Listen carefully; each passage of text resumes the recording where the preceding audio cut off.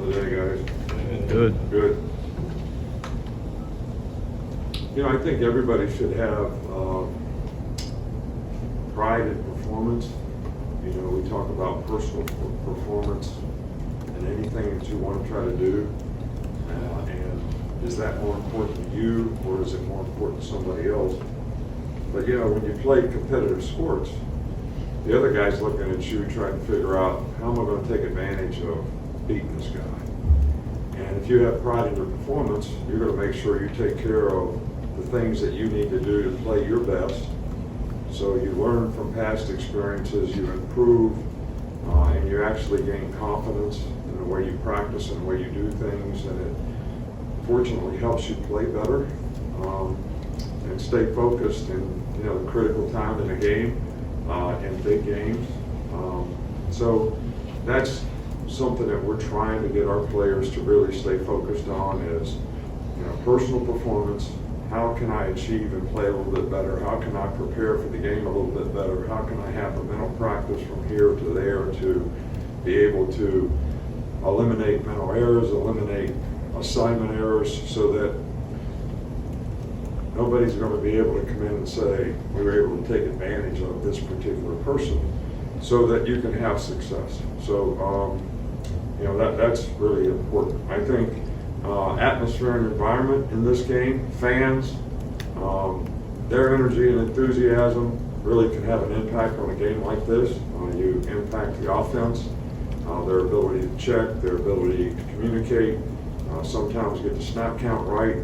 So I think the fans being in this game can, you know, create not only positive energy for our team, which we certainly appreciate, and I know the players appreciate, but also make it more difficult for the other team to operate, you know, when they have the ball. So I think, you know, that energy and enthusiasm is really important too. So in Austin, look, you know, you didn't ask a bad question the other night. I just didn't answer it very well. And you know, when a guy plays well in a game at any position, it should help his confidence and it should help him perform better in the future. But I do think that every player, you know, has to understand that just because I played well, I still want to try to improve the few things that I could have done better. And I think if a person keeps that mindset, then they're always improving, right? Because you're never satisfied, and you're always trying to do better. And you don't let complacency creep into your game. And that certainly hasn't happened with Jalen. So, you know, hopefully the confidence that he gained in this game will certainly help him to continue to play, you know, better and better in the future. That's what we hope for as coaches. That's what we try to encourage him to do. So, and that should have been my answer the other night. Start with Nick. What stands out about Texas's offensive line and what they do up front? Well, you know, first of all, they got a really, really good scheme in terms of, you know, the way they try to run the ball, the way they try to formation, you know, the motions that they use, the formations that they use. And, you know, their offensive line does a good job of getting a hat on a hat. They're big, they can play physical, they're athletic, they're pretty good pass blockers. So they're just a good all-around group, and they have plenty of experience. So, you know, I think this is one of the better offensive teams, personnel-wise and scheme-wise, and the way they're coached to play and execute of anyone that, you know, we'll see this year. Go up front here with Kennington. Behind you, Kennington. After the Middle Tennessee State game, Jermaine Burton said that one of the big reasons why he decided to come back was because he wanted to see himself mature as a leader. How have you seen him do that, and how has he improved on the field as well? Yeah, well, I think Jermaine has shown a lot of maturity, and, you know, I think the big thing we've tried to emphasize with all of our players, and with Jermaine as well, you know, who you are off the field sort of carries over into who you are on the field. So if you can be responsible and accountable to do things off the field, whether it's go to class, see a tutor, whatever it is, then that's going to create the right habits for you to do the right thing on the field. You know, you don't get discipline when you go on the field. You get it in your life when you start getting up in the morning and start making choices and decisions about what you're going to do, what you're not going to do. So, and that's something that he's learned to understand, And I think that is carried over off the field as well as on the field, and I think that'll help him be more successful in, whatever his challenges are in the future, because he could have a really good career if he can continue to progress in that area. Charlie? Flipping to the other side of the ball, he asked about Texas's offensive line. What stands out about their defensive line and the group? Well, the two inside guys are really, really good. Strong, powerful, athletic, can pass rush, really hard to block. Don't give up a lot of movement inside, which makes it difficult to run. Their ends are athletic, and they do a good job of playing together as a team. They've got really good energy and enthusiasm. They played really well last week, and it's a very good defensive team. So it'll be challenging for us to be able to get movement on the people that we need to get movement on so that we can have some balance on offense, and there'll be challenges in pass protection as well. Chase? I think Nico Johnson played on 3 of your national championship teams, and of course he's a Texas defensive GA now. How do you remember his career, and what kind of coach do you think he might make? Well, Nico is, first of all, there are championships, not my championships.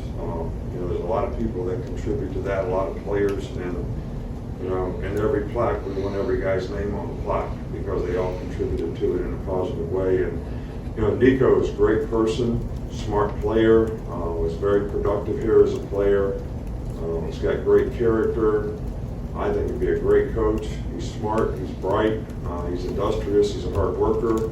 So I don't think there's any question about the fact that he would be an outstanding coach. Go to Matt. What does the Texas secondary do well, and that's a unique challenge? Yeah, well, they've got some really good players. They got an outstanding corner. They've got a couple of really good safeties. They've got experience. These guys are fast reactors. They can play man-to-man. They can cover you. They tackle well. They can play the ball. They're good man-to-man players. So, those 3 factors in the secondary are always things you look for to really have a successful unit, and it's going to be a challenge for us to be able to beat man-to-man and to be able to take advantage of things in the passing game. I mean, the challenge is you got to protect, you got to be able to get open, and you got to be able to throw the ball accurately when it all happens. So that's what we're focused on, trying to get our guys to be able to do. Austin? Yeah, Coach, you had Steve Sarkisian on your staff twice here, once as an analyst, once as offensive coordinator. What do you think he does so well as an offensive mind? Well, I think Sark is one of the best coaches we've ever been around when it comes to offense. He's got a great disposition with the players. He's a really good teacher. He's got a great understanding of the game. Really understands defense and how to attack defenses, but has some really good concepts on offense that are hard to defend.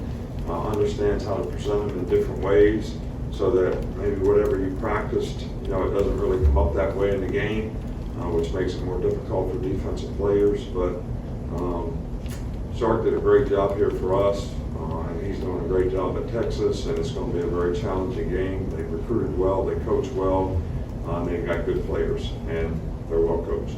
Got 2 to finish up, Oscar and then Kurt. Hello, Coach.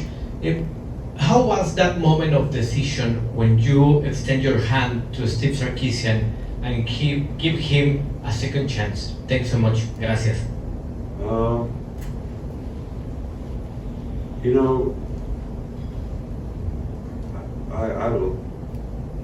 I like giving people second chances. I think if their willingness to try to do the right things and whatever their mistakes were, they're trying to fix it and look for an opportunity. And when Sark was here the first time, he did such a good job. There was no question about the fact that we'd love to have him back a second time.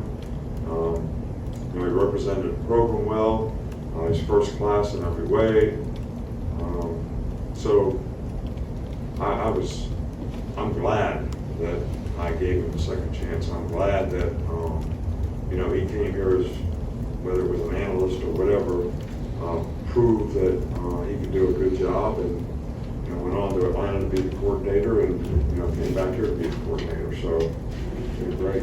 Coach, just one last one with Kirk real quick. Yes, Coach, we hear this a lot when you're coaching against someone that's been here, like Sar, about the advantage that that coach may have. And I wonder if, one thing, if that's a two-way street, that it's some advantage to you to coach against someone that's been on your staff. Now, or two, I mean, more likely, I think, that it never comes Right, to I guess the preparation question or would game. be is, does somebody else know more about what we know than what they know?